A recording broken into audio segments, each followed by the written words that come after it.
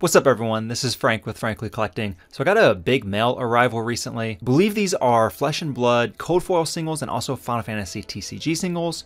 So I figured I'd go ahead and open them up, show you what I got, and talk just a little bit about why I got these items. Alright, so I opened every single one of these and filmed the opening of each one and talked through all these cards already, and my video file on my Sony Xperia phone, the camera function just, I guess it overheated or something, it locked up. I plugged it to my computer and the file is there, but it is corrupted and I guess I lost it. So it's laid out here, and I'll just real quickly just kind of run through what I got and why. It's super frustrating, but you know, I'm hoping to improve this sort of like desk space filming experience going forward. I need to get better lighting and things as well too. Maybe get a new phone or camera. I don't know what I'm going to do, but you see everything laid out here, and as consolation, I guess, to y'all and myself, I did discover I had another package, and this is a graded card. And, we'll open that at the end here. So first off, try to go in the order of what I actually opened here. So this is a Baleful Stare from 8th edition. Now, 7th edition foils are really the way to go if you're looking for something that could potentially go up in value, you know, not financial advice, all of that. But 8th edition, 9th edition has some interesting cards in it. These have some good alternative cards to go after. Like, they have the same art of Birds of Paradise that they have in the 7th edition. Just doesn't have the Shooting Star foil. And there are some cards that have artwork unique to this set. So Baleful Stare, the only art of this version of Baleful Stare, there are other Baleful Stares with other arts and other sets, is in 8th, yeah, this is 9th edition, and you can get it in foil. And I got this in a CGC 9 from the Card Kingdom website on eBay, their store page. Now, unfortunately, I got this from TCG Player, this raw one. There were only, I think, like 3 or so near mint copies listed. I just picked them all up. And this one did have some scratches up here on the surface of the card. I mean, the backs and the corners look great. But, you know, it just kind of goes to show you're not necessarily going to be getting, like, mint 9 copies of a card when you're ordering them if they say near mint. You know, it was worth the risk for me because they were only $5. But I think 8th and 9th edition is a little bit slept on. They do have some interesting cards here that are unique to that set. You know, it's hard to get sealed 8th and 9th edition boxes, and they just have some, you know, check out the set, and they have some cool foil versions if you can get them graded in high grade. I think those are worth going after, just from a collections standpoint. You know, this is just really cool art, probably the best art of Baleful Stare.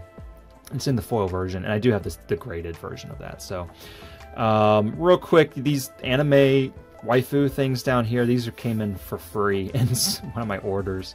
I don't know if this is WeCross or what. They have some kind of interesting TCG. It's like a non-TCG back. Like, I don't know what, they have like character stats on them. I do not know what these are at all. They have this shattered hollow foil, cracked glass, stained glass hollow foil, whatever you call it. So that's cool. I like when people throw in freebies like that. I also got, with one of my Final Fantasy orders, this Seymour card, the playing card. I've gotten another Final Fantasy playing card too, and I do keep these and put them in my binder, and I kind of remember getting them, you know, as a freebie from a seller, and they're just kind of cool memorabilia.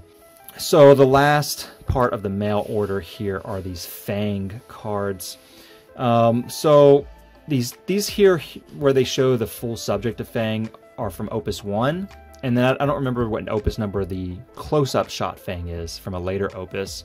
It was kind of interesting. I think it was in that Opus, or maybe there's just a theme with some new printings of some of the characters where they did these like close-up shot styles, almost like kind of Pokemon Prime cards. So they have, you're familiar with that? In Pokemon, there are these Prime cards where they have these close-up versions of the Pokemon, like these close-ups.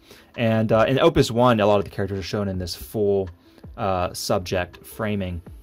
And they're really nice. You see a lot of the holofoil on them. So Fang is a character from Final Fantasy 13, a really cool character. I'm surprised there hasn't been a full art version of Fang yet, but I imagine they do one at some point. Her and Fran also. I'm surprised.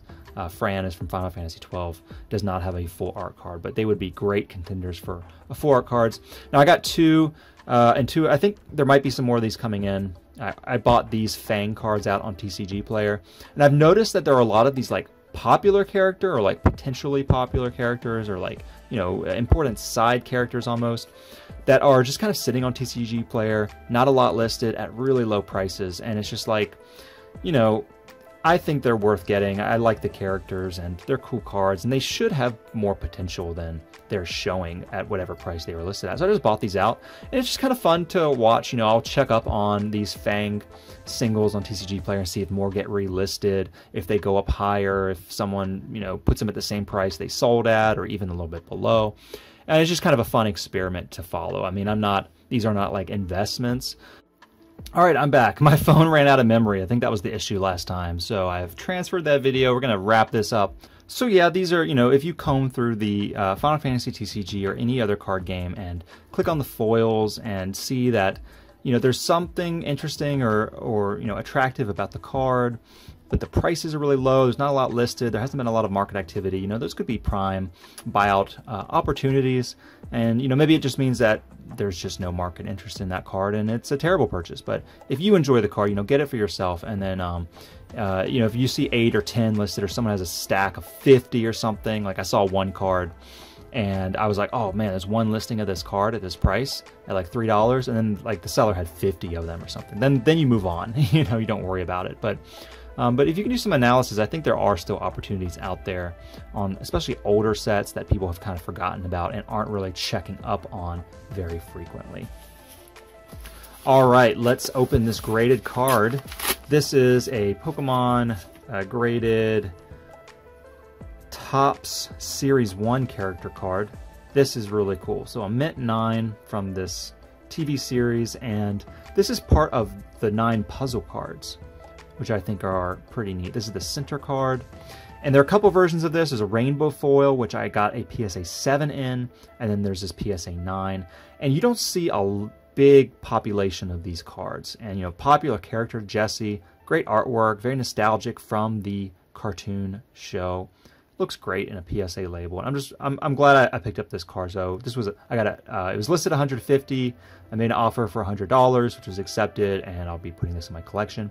I'm not a huge Topps collector, but there are some, you know, if it's low pop and I like the card, you know, I will pick them up and put them in my collection, have a little bit of exposure, help diversify my Pokemon collecting just a little bit. So there is Jessie. I did bid on a rainbow foil of the James, which I hope to put with my other rainbow foil, but I lost that auction, which is surprising. It was a PSA 5.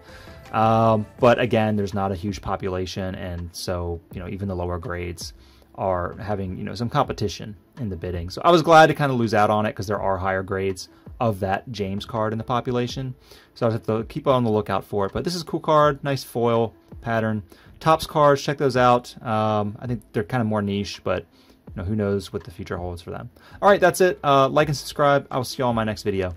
Thanks a lot.